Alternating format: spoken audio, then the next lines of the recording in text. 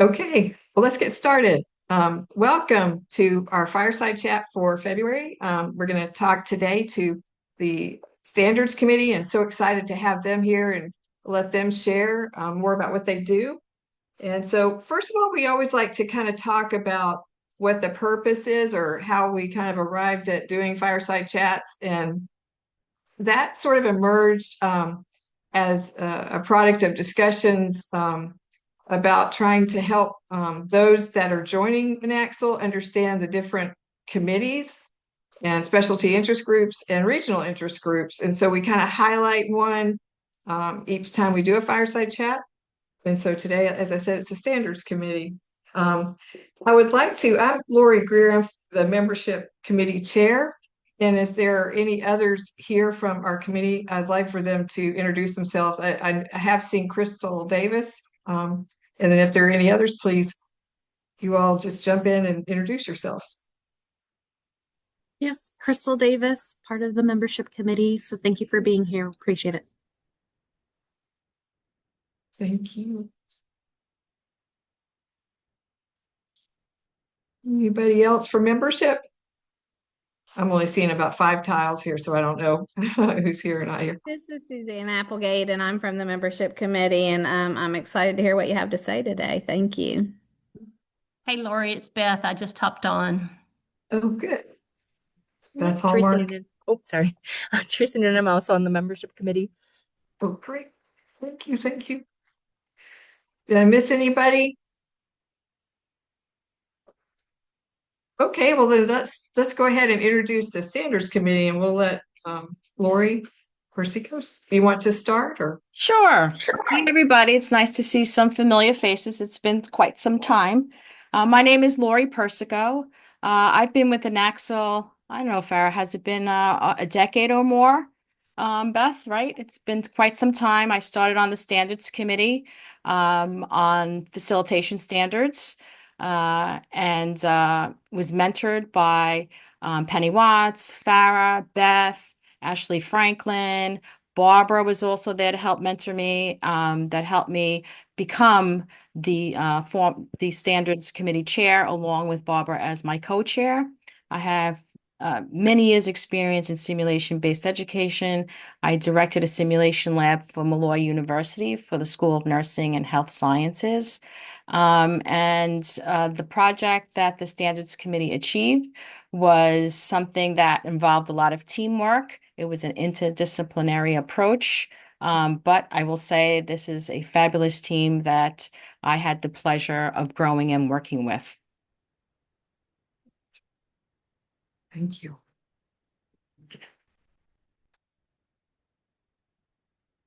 Okay, go.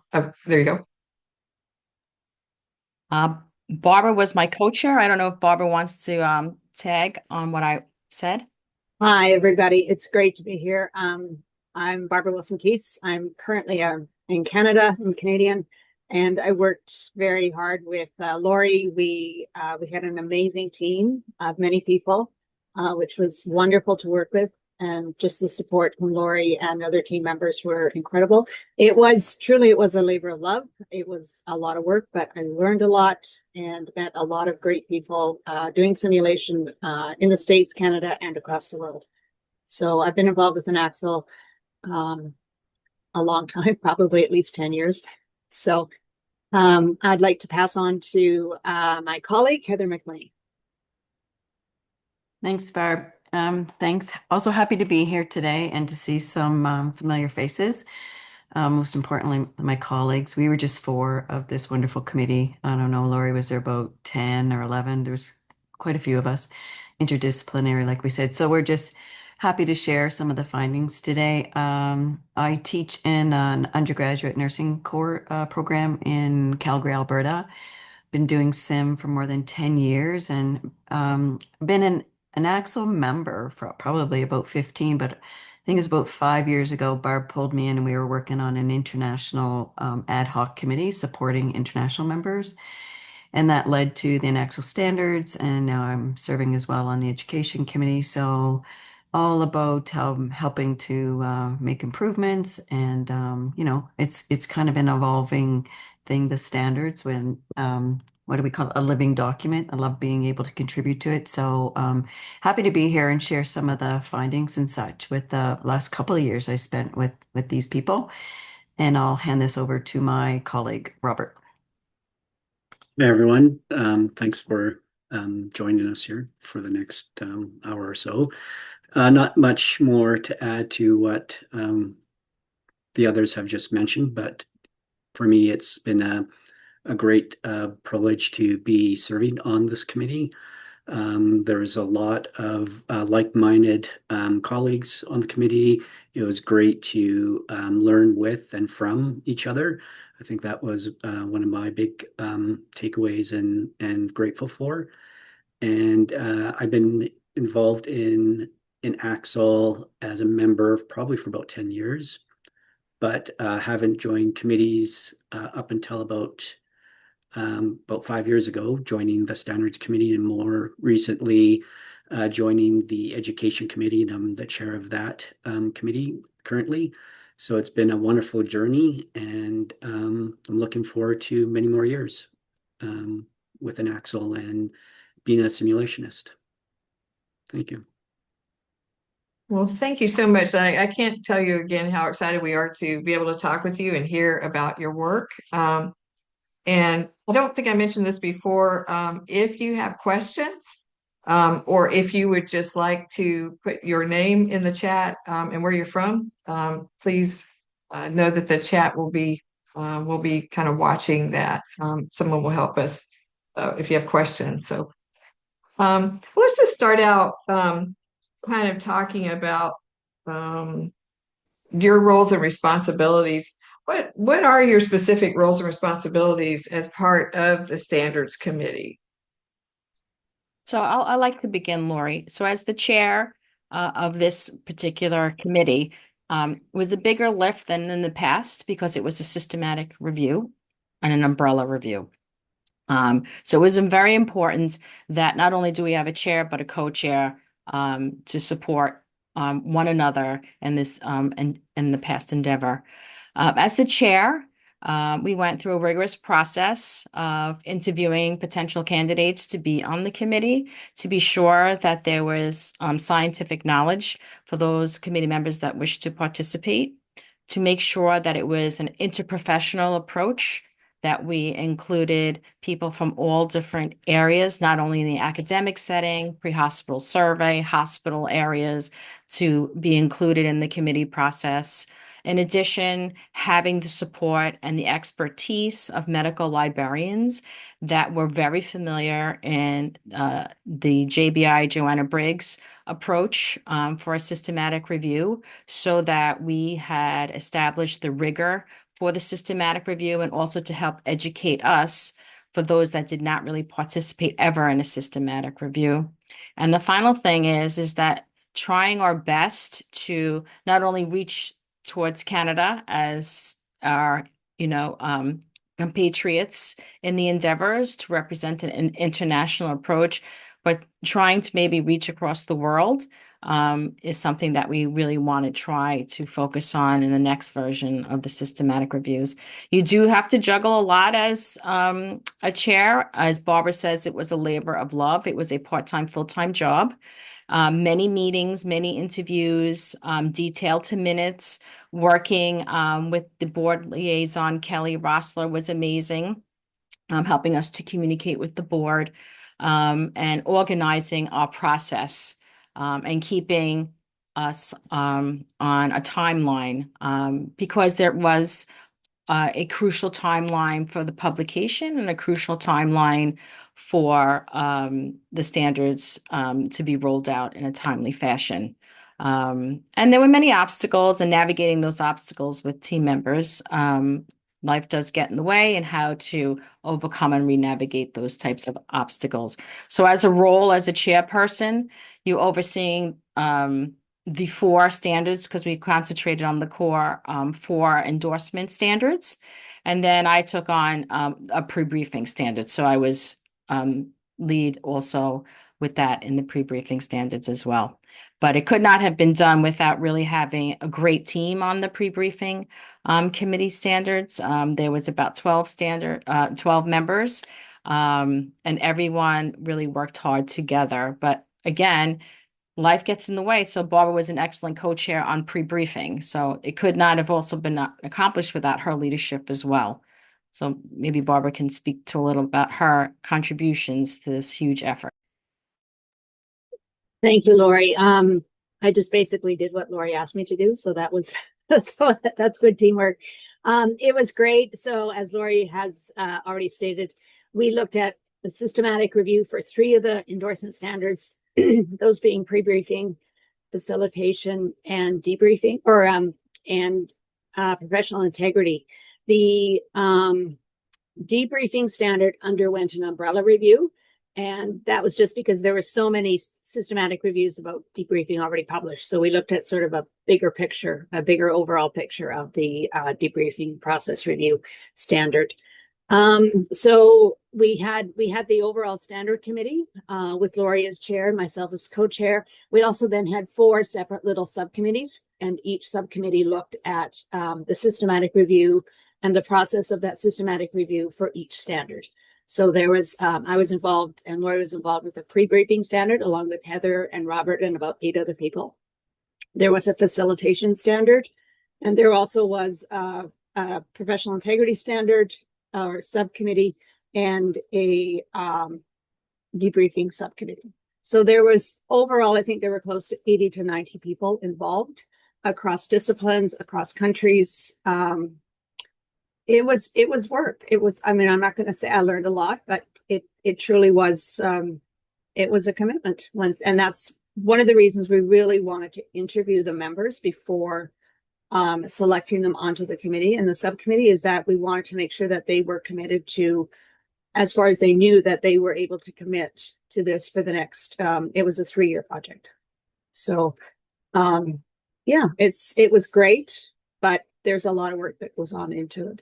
And with the 4 different subcommittees, we did try to make the process as consistent as possible, given resources and given people's lives and their prior commitments. Heather, do you have anything to add? No, I think that's great. Rob and I'll speak for Rob as this, but we were fortunate to have the leadership that we did, because this was our first engagement with a standards committee. Like Rob said, we found it as a huge, we were very, very honored to be invited to be on it, learned a lot. I think at the outset, I'm not sure that I think I knew it was going to be 3 years, and it wasn't, every day, but it was still sticking with the course. And through that though, we were lucky. We just had an amazing team on the pre-briefing standard. It made it, it didn't, and you get to know colleagues from different parts of the world that were working on it together. So it was a commitment, like you said, Barb, but my hats off were to our chair and co-chair for keeping us on track and getting it done. And it didn't seem as painful. It's actually kind of surprising that it was 3 years, but yeah, and it ended up being a very fulfilling committee to be part of. So I'm grateful and thankful.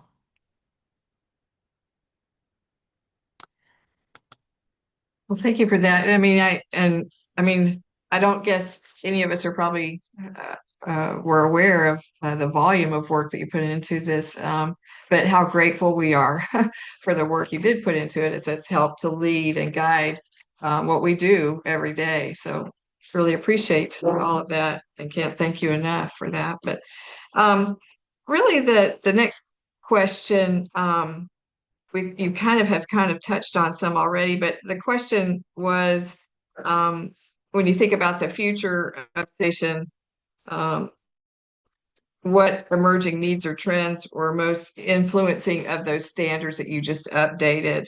And then the second part of the question is, which areas of simulation practice do you believe will require the most attention in the next 3 to 5 years? So I know you've kind of touched on a little bit about this, the last 4 standards that you updated plus the pre-briefing, but would you have anything to add to that? I can tell you what was revealed from the systematic reviews and the umbrella reviews. First, I need to acknowledge Dr. Nina, Xavier, Sharon Becker, and Heidi DiGregorio, who headed the other standards for professional integrity, facilitation, and debriefing.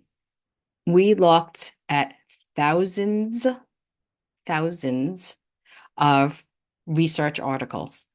We followed an inclusion and exclusion criteria, constantly in touch with the board, getting approval for each step of the way of the systematic review, inclusion, exclusion criteria. Facilitation alone looked at 8,000 articles. We ourselves in pre-briefing was 5,000 articles. So it took some logistical design to be sure that we properly educated and trained every committee member on what is a rigorous research design and what type of research designs and what is the operational definition of that. And I think that's a gap that was discovered in the systematic review. Sometimes authors didn't presented their article in a certain research design that wasn't palpable in the written publication. The rigor of the design wasn't evident with the instrument of the tool they used. It wasn't a validated tool. So we really need to look at how are we doing research in simulation. A lot of self-report. What we're trying to find out now, it's been well over decades that simulation-based education has been instituted, but how is your simulation learning experience congruent with your learning outcomes, and how are you measuring them with a reliable and validated tool? That was a gap that was palpable. The other issue is diversity, equity, and inclusion. Listing the demographics of participants is very important, and how you allowed for an environment of diversity, equity, and inclusion. The third thing that came up was terminology, particularly for pre-briefing. In healthcare, we love acronyms and pre-briefing, but kudos to Donna McDermott and the previous committee members. They were spot on what they wrote with the standards, but because of research, we were able to pull out what was already written before to be supported by research. However, pre-briefing is 2 phases. How do you prepare your students before the activity, just like an exam? And how do you brief them before they enter? And that terminology wasn't palpable in the systematic review. It wasn't identified. We pre-briefed, but there was no descriptors of actually those 2 phases. Same thing with debriefing, identifying exactly what kind of debriefing was used, or facilitation. That area needed to really be expanded. Of 8,000 articles, the term facilitator is not palpable in the research. And what is the competency-based training for those facilitators? So those were some of the things that were gaps that will lead to the visions for the next 3 to 5 years. Maybe in the future, there will be such as there is a CHESI, right, exam to say that you are a great debriefer. Perhaps there'll be a facilitator competency or certification in simulation. So that will set the bar. Though that's what I would see in 3 to 5 years. I don't know if Barbara or Heather or Rob have anything to add.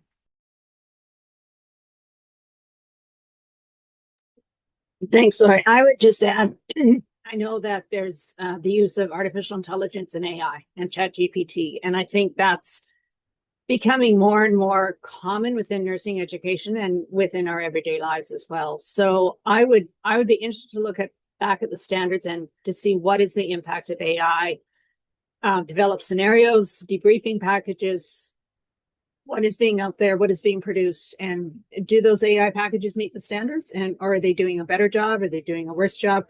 What is it that we know about the use of AI within simulation? So that is one area that I would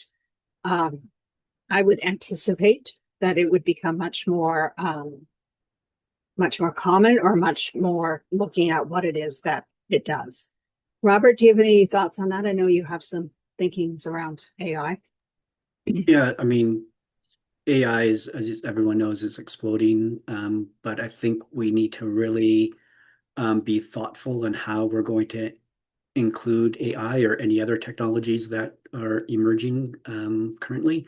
So the importance of how does it align with the design? If it is going to, if people are going to be utilizing that design, do they have the expertise to pick out and tease out any hallucinations, anything that the AI generated design misses, or what gaps are there? Because we would need to know, have some form of foundation, and not just have people who are not trained in simulation or simulationists and going out and just telling AI to design a scenario for me. So I think it's important to utilize how we're going to use AI in the next 2, 3 years, and how are we going to incorporate them. There's literature that people are using AI to debrief, and what does that look like? Is it going to be, stand up to the rigor that would meet our standards? So all these things that are happening at an exponential rate, but I think we need to slow things down a bit and say, how is AI a useful tool? And if it is, how are we going to thoughtfully utilize it, and in what way?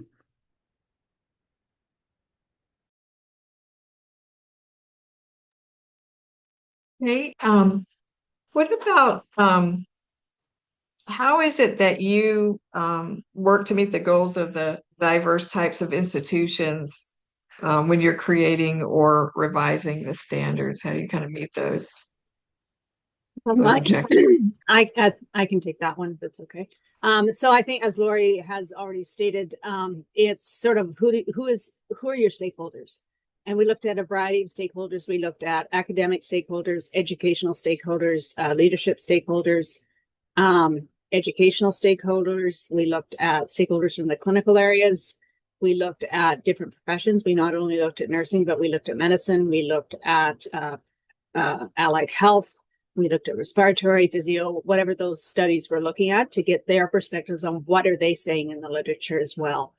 In terms of the systematic review, we looked at, for the pre-briefing standard, we looked at various countries where the studies were located. So most of them were located in the US, but we did have some that were located in Australia, some in the UK, some in Spain, South America, in Canada as well. So that we tried to get, as much as possible of what does that diverse look like.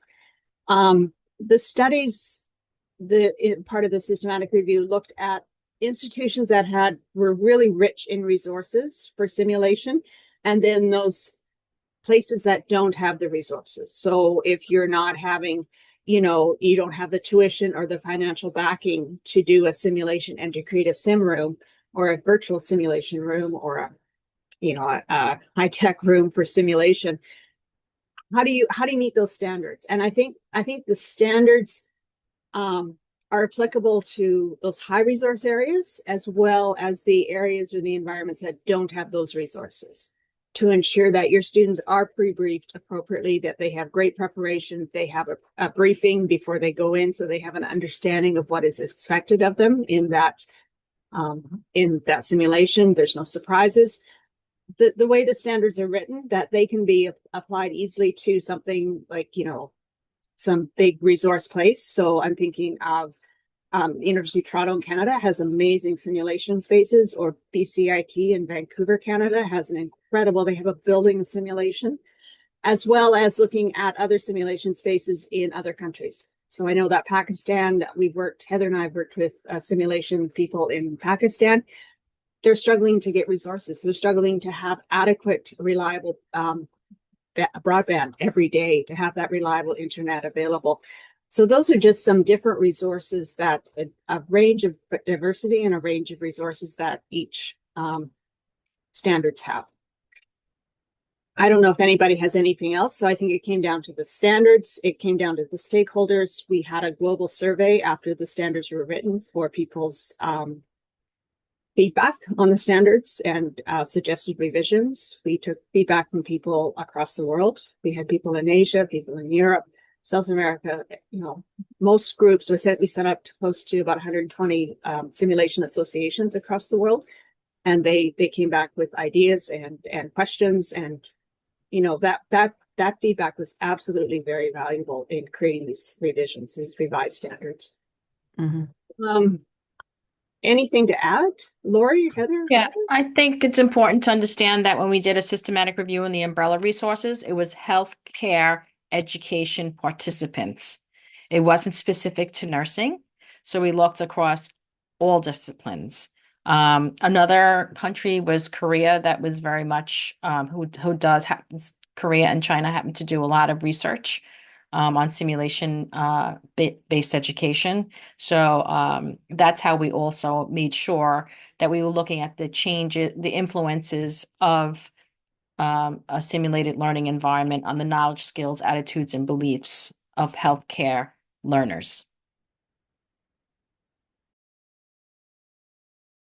And I just wanted to add that, thank you, Lori, that that global perspective, that wide variety of stakeholder perspectives, that helps to ensure that the standards are not influenced by a single perspective, but by the realities of many learning contexts, whether that's academic or clinical. Well, it's such an amazingly thorough work, and you left no stone unturned, it sounds like. So again, this may be a question have touched on before, but what types of evidence or data most strongly influence the decisions? So you kind of have talked a little bit about that, but were there specific, specific pieces of evidence or data that you would want to talk about? Yeah, I can speak to that. I think we have to go back to our research question when we were looking at, what were those pre-briefing, preparation, and briefing activities that with our simulation participants that made an effect or improved the effectiveness of the simulation, right? And I think overall we saw the general outcome was that good pre-briefing practices led to improved knowledge, skills, attitudes, outcomes of the learners. But like Lori has started to identify some of the gaps, there was a need for like more of an intentional focus on psychological safety. I think there's room for that to be unpacked a little bit more. We were able to find some of the literature that was able to recommend things like including the basic assumption. But, a lot of the articles we were reading were saying psychological safety was established. There wasn't an awful lot about how that happened. I think it goes beyond checklists, the pre-briefing checklists. But Lori also mentioned the terminology piece. It was very, very evident that those two phases have to be continually articulated because they were being used so interchangeably. The pre-briefing was the same as briefing, is the same as preparation, and that they're very, very distinct with an appropriate timing with them as well. When the preparation materials are offered versus the briefing that's going to occur the day of the scenario. I think also there was something new that came out is the idea about for consistency purposes was looking at briefing scripts for consistency between learner groups, between facilitators, and a high recommendation if you're doing high stakes simulations to include a scripted briefing format. I think that's probably like those are probably the key things, but they also sort of speak to some of those things that we can follow up on. And like Lori said, the EDIA piece. And one of the things I was thinking about when Barb and I were working with the Pakistan researchers is they were working, it was during COVID actually, and they were working with virtual simulation platforms. And they found, and they were trying to decide, obviously, was it going to be replaceable with clinical? Could they sort of keep their students moving forwards? And the majority of the virtual sims that were available to them or virtual environments were not really culturally competent to the realities of the patient populations and the people that they saw in Pakistan. And so there was something that springboarded from that where they were going to start working with some companies to hopefully develop more culturally competent simulation. So nothing but good things comes from, these activities and the recommendations. And like I said, it's living documents as we continue to do research and make recommendations and findings with reliable tools. Because I would say most of the reporting that came back about the pre-briefing effects was a long satisfaction. Not necessarily measuring strong outcomes. So, those Kirkpatrick modules too, where we have to say like, how does it impact practice down the road as well? So, yeah, there's still more to do. Anything else anyone else wants to add to that? I think the studies that had the most rigor were the ones that really identified. We had created an Excel spreadsheet for every single included piece of research that told us exactly how the students were prepared, how their knowledge was measured before they went into sim, and then measuring it again after the simulated event. So they are in those studies, they honored the preparation phase and no longer than 3 months before the activity, and then measuring the knowledge, skills, and attitudes and beliefs afterwards with a reliable and valid tool. So we started to see a lot of those really happening during COVID. People were quantifying the existence of their simulation activities in their settings. So a lot of research came from that time. And people were starting to use the tools like the Crichton tool to measure students' ability to critically think. So I thought that was very important for people looking to do a research design and pre-briefing.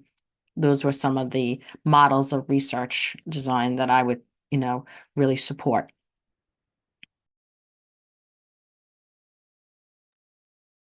So, can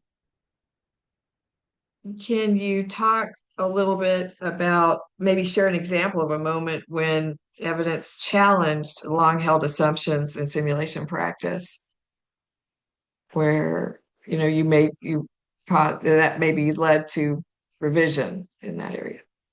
I think the biggest one for me was the idea about the psychological safety, right? And it was stated a number of times that psychological safety was established, or the checklist was completed, or an orientation was done to the room to establish psychological safety. So I think we were trying to sort of push the idea of including things like the basic assumptions so that there was more intentional things, and that the psychological safety wasn't going to end at the pre-brief. There was a lot of assumptions that if you've established it in the pre-brief, it's there for the entirety of the scenario, and you have to continue to do those things so that it's brought through the whole scenario. I think that was one of the key things that stood out for me, and it certainly remains an area of interest and research for me going forward. I don't know, is there anything else that stood out for you guys for examples? I think for me is the importance of having an educated and trained facilitator. That was not really mentioned in the pre-brief and a lot of the research articles. It was an instructor, a faculty member. We don't know, that variable and its effect on its influence on a learning outcome if someone is not educated and trained on how to do, how to prepare for an exam. You might know how to prepare for a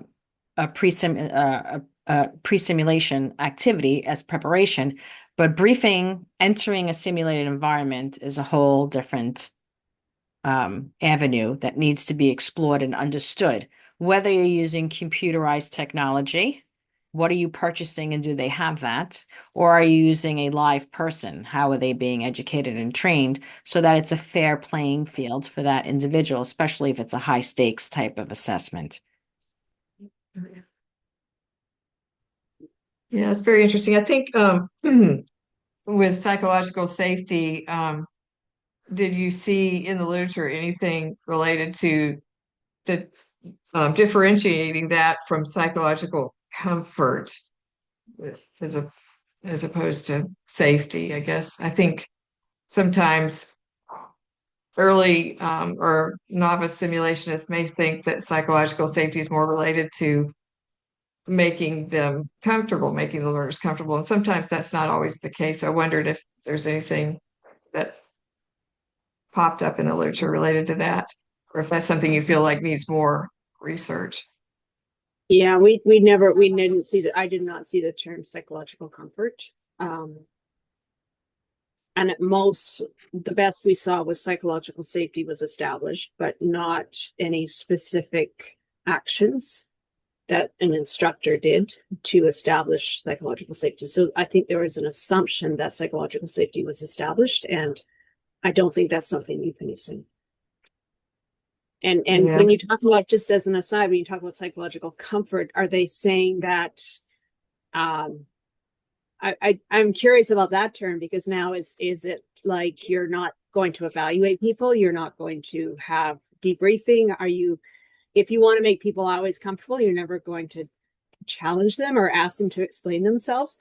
And that's kind of a big part of SIM, is the learning of SIM is asking students to explain their thinking. Like, tell me what you were thinking when you made that decision. And if that makes them uncomfortable, then I'm sorry that makes you uncomfortable, but maybe being uncomfortable is part of the learning. And I think the issue is that as people try to take some terms and develop on its own, I think future simulationists need to realize that the safe container environment comes from organizational theory from Dr. Jenny Rudolph and Dr. Simon, that's based on a psychology. Safe container environment and psychological safety is different than psychological comfort, and that's not to be intertwined.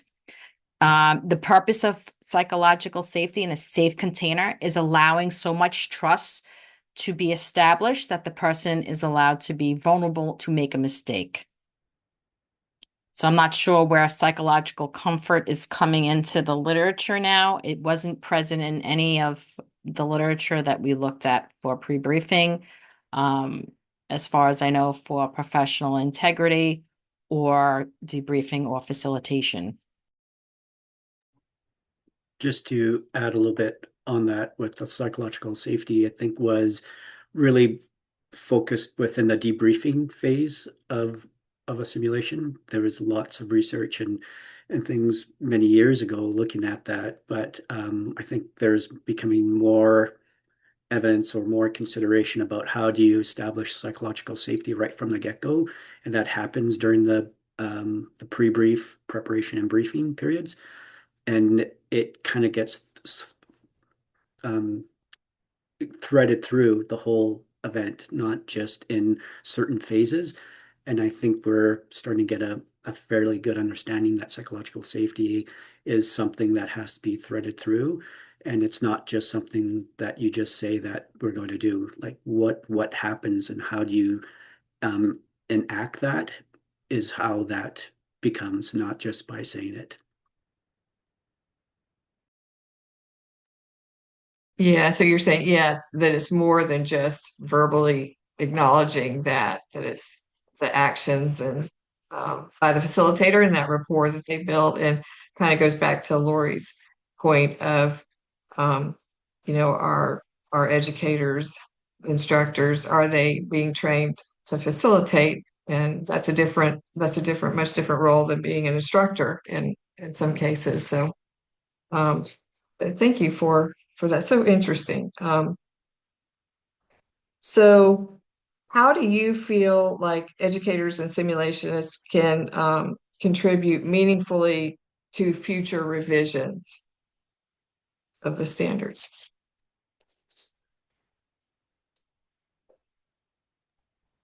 I think I'll take that one on. I think it's important for simulations educators to really look at the standards and explicitly utilize those standards, not just in simulation that they're doing, but throughout their programs and curriculum, how to really incorporate that into their curricular design. And another way is to engage in quality improvement projects, especially with simulation-based education, and really look at conducting rigorous research studies to help generate new knowledge, especially in those phases of our standards where maybe they were neglected and not fully studied.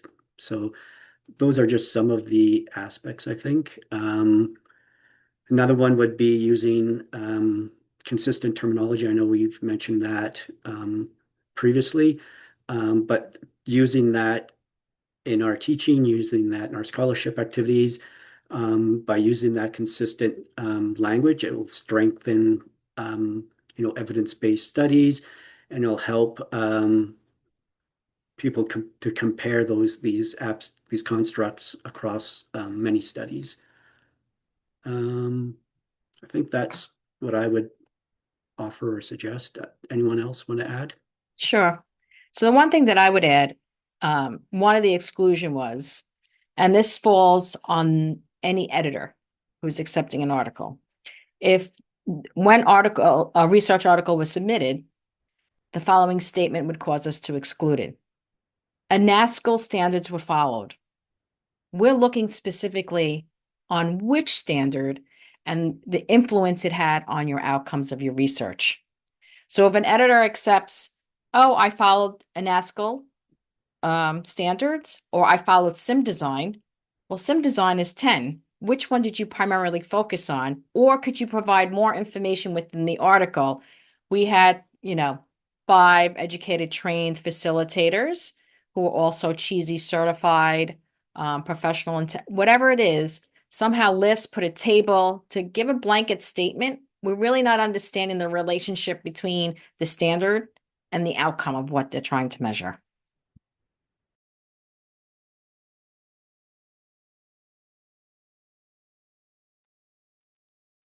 Hey, if a program is just beginning to align with the standards, where do you recommend they start, especially with future aspirations of endorsement in mind? I can take this question, being that I was one of the first institutions to receive endorsement and then to get re-endorsed. I think what's very important for an institution to understand, or the person that's in charge of that initiative, is to understand that the standards are interlocking. They do not stand alone. Like a vital sign does not stand alone, neither does a standard.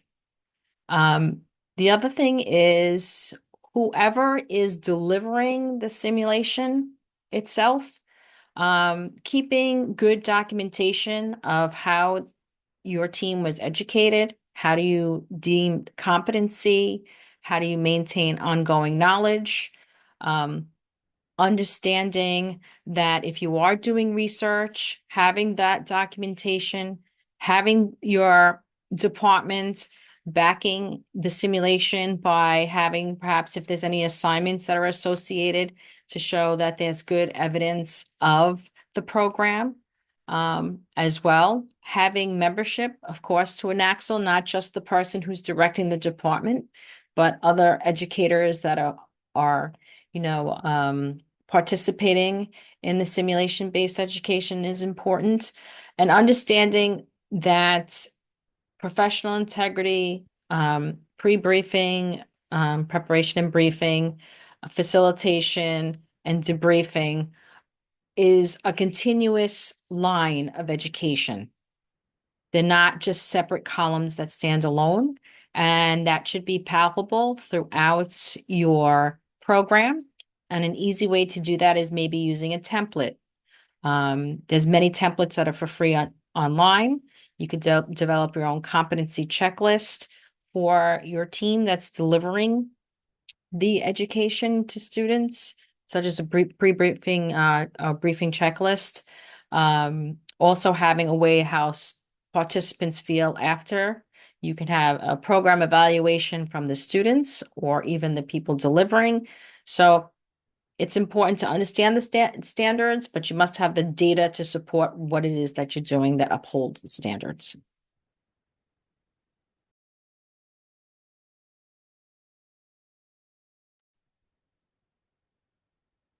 So then just as a follow-up to that, how can you as a committee, or does the committee support institutions to meet those standards? Probably feel like you've talked about that all through this, but are there other specific ways that you would want to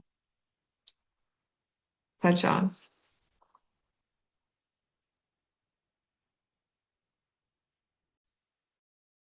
I think it just says overall, if you're new to simulation and your department head or your chairperson is going to approach you that they want this endorsement, you need a task force or a committee to help you establish your logistical design, your timeline, your key stakeholders. It's not something that one person can do on their own. You need a subcommittee to help you achieve endorsement. It's similar to a systematic review, right? You're collecting a lot of data and information to support and to provide evidence that you have evidence-based practice in your simulation program. So that's something that I would recommend.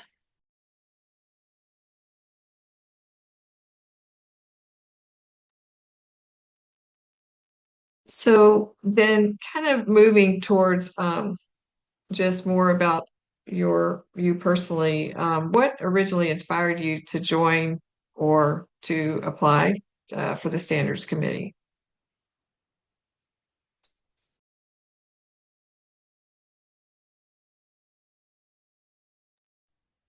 Well, since I've been on it for almost 12 years, my dissertation was on debriefing. The simulation lab that I worked for was a very prestigious simulation lab here in Long Island. However, I never heard of INACSL. It wasn't part of because it was a medical model. So I discovered INACSL through a literature review, and I'm a natural observer, and there were certain phenomenons that I would say, wow, this should be like standards. This should the way things should be. So then I came across an INACSL, and there was a call for people to be on the subcommittee. And I knew the role of facilitation was very important because I did that every day, but everybody was doing it differently and people were doing it differently, but we were having different outcomes with the same learners. So I'm like, there has to be a way to do this better. So when I signed up, I said, oh, never in a million years are they going to take my name, but they did. And I enjoyed it. And we did it during COVID, the last review. And then this one was even, if I could say even, it was more of an experience because there was so many people involved. And pre-briefing, we were an exceptional group. We were such a team. So it was a really great experience for me. I have to say although it wasn't my dissertation, my experience with doing simulation was the recognition that there were different outcomes and different when I always start a pre-brief, I always ask about learners' previous experiences.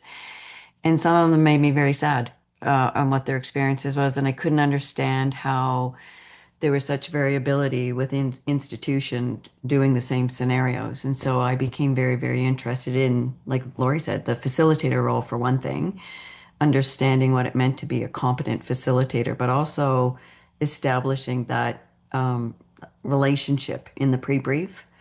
And to the point we've already made that to the point that the students or the learners felt like they could take risks and do things without feeling like they were going to be shamed, and that it was a learning opportunity, and truly mean that, like to walk the talk.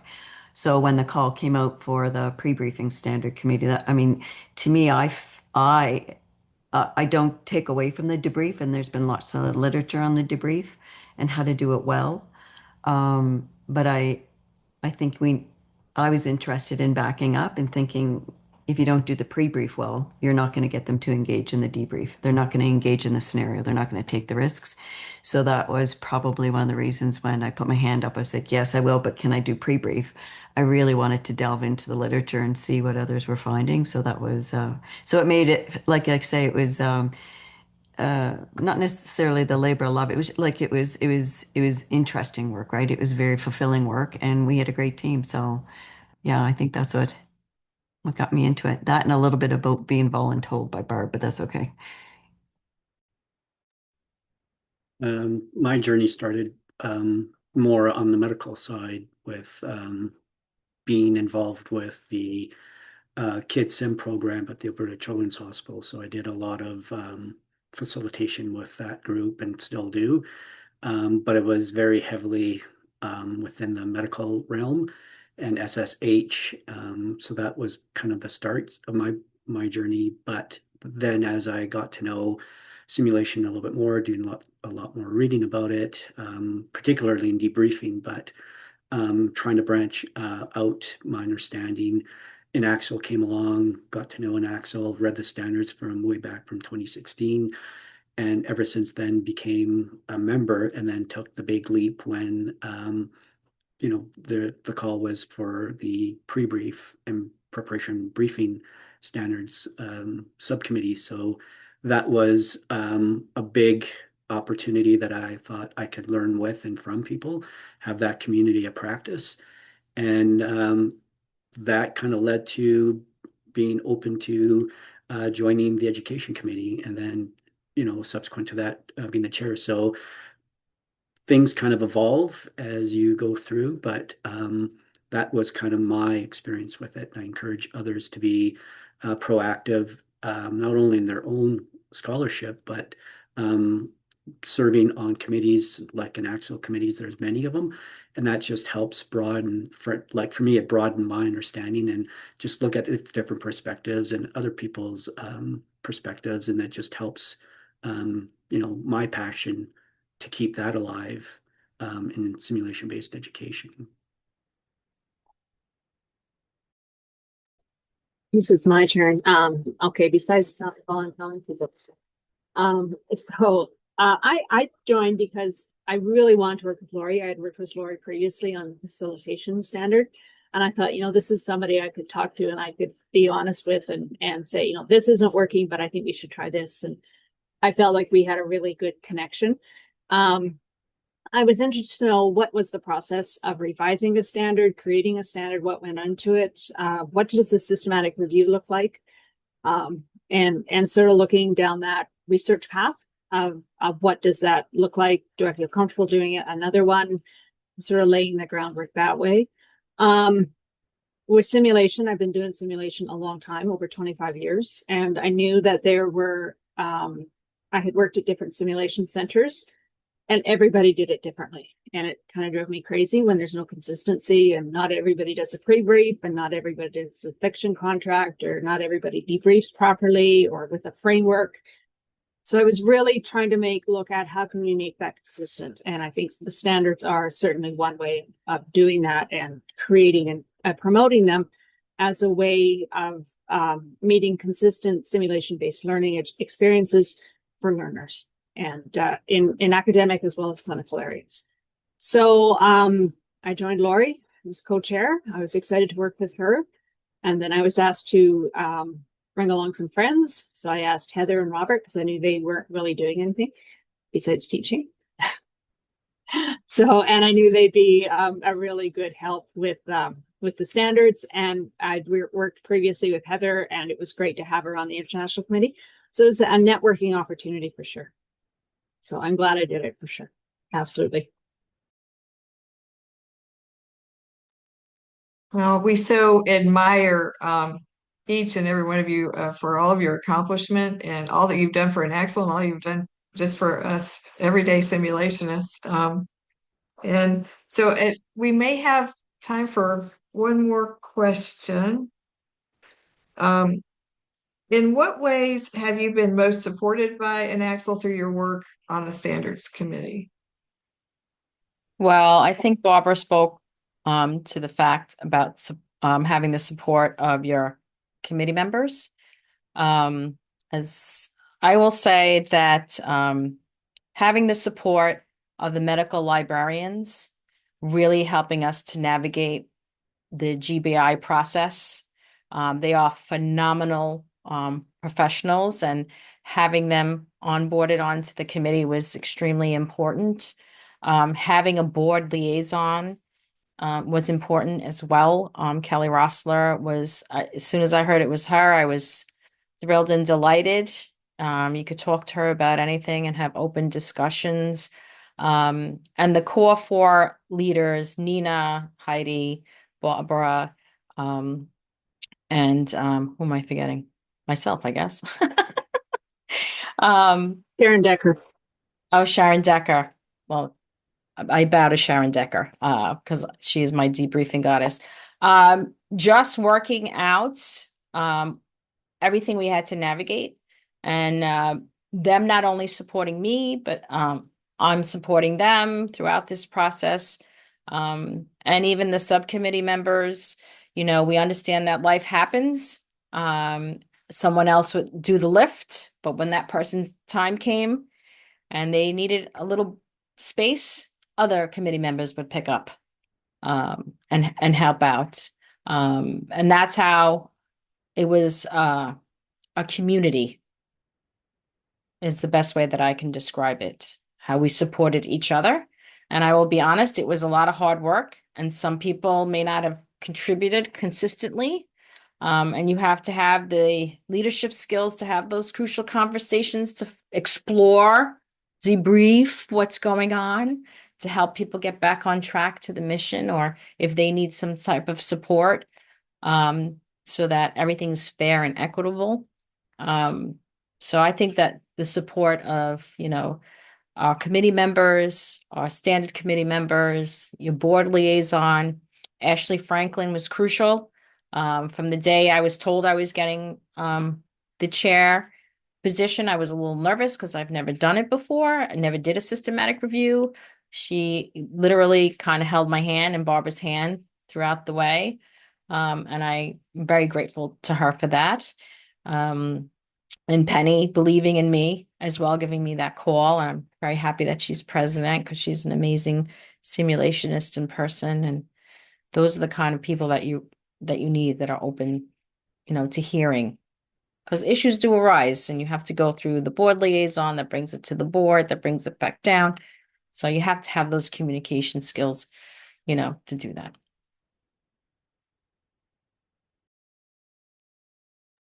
Well, I think we have just a couple more minutes left. I wondered if we wanted to open up, time for questions from the audience. So if anybody has a question, you can either jump on or put it in the chat, whichever.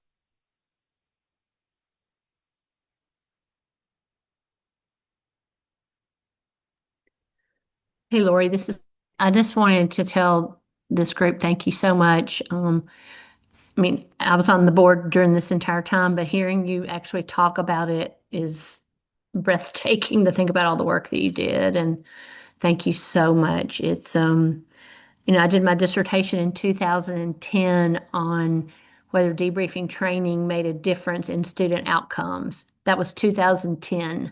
So just think about how far we've come and how much you have contributed to simulation pedagogy just in general. So thank you so much. And I echo that from the board. I'm now the liaison of our standards committee, so I'm sorry that we didn't get to work together closely on the past iteration. But Lori and I were on the standards committee together before during COVID, and that was wonderful. So thank you so much for your service and all your work on this. This is amazing. I'm hearing all your steps and processes. So thank you for that.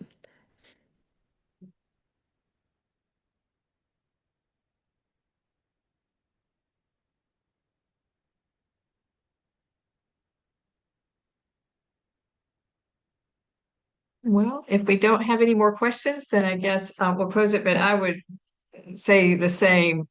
It's moving actually, emotionally moving to hear what all you have done and how you need to know how much that impacts us, as I said, just in our day-to-day work. And so we thank you for all of your service and your time and your dedication to this.